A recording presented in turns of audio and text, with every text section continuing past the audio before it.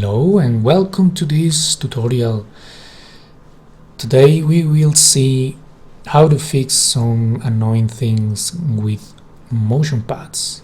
So the basic thing here that I want to do is to make this zipper handle to follow this curve to simulate that I'm closing or opening the bag there. And to doing that, so I created just a couple of joints parenting my geometry to them, as you can see. Well, and I need this joint, the main joint, to follow this curve. So the easiest thing to do that is to select it and select the curve and just create a motion path actually, which I will find this on the rigging panel, constraint, and motion paths, attached to motion path options. I'm going to work with the default settings here. I'm going to attach it, and depending on your settings, in this case default settings, it's going to attach it and animate it through your current timeline. So I can select actually the motion path here in the attribute editor right here, or I can uncheck this DAG objects only and find it through the outliner, which is right here, motion path 1.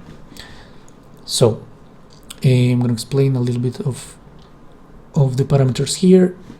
By default we have the follow attribute here, follow attribute, which will make this object to rotate across the screen.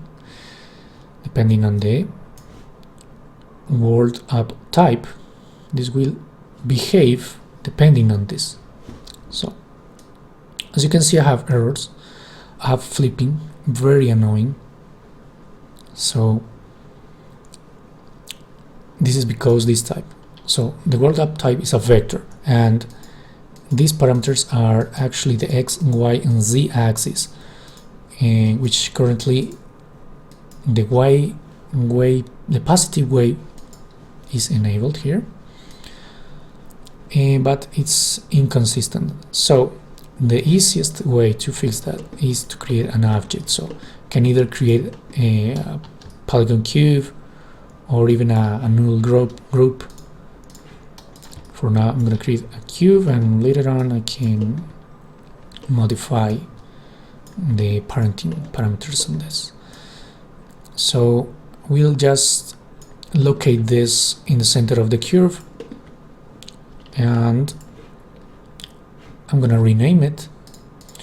I'm going to rename this guy, and I'm going to call object up, just for testing purposes. And I'm going to copy the name. Okay, so I have the name in my clipboard. So now I need to go back to my motion path object. So as you can see, I can just locate it there, and I'm going to change this from vector to object up.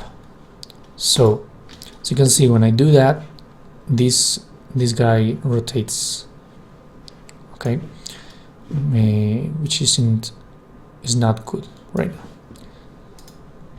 So I'm gonna put the name of the new object there, and as you can see now, this guy is gonna follow my new object there without any flipping, because it's a constant value here located in the 3D space, and it's easiest to find. So as you can see, I have a little rotation here, and that's because this object is not exactly in the center of the curve. So I'm going to center it by selecting my axis here and click on V,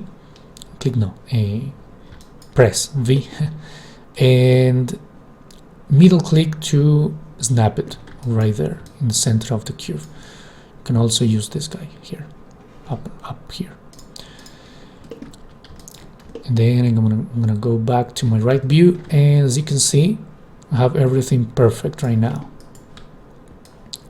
Issue fixed.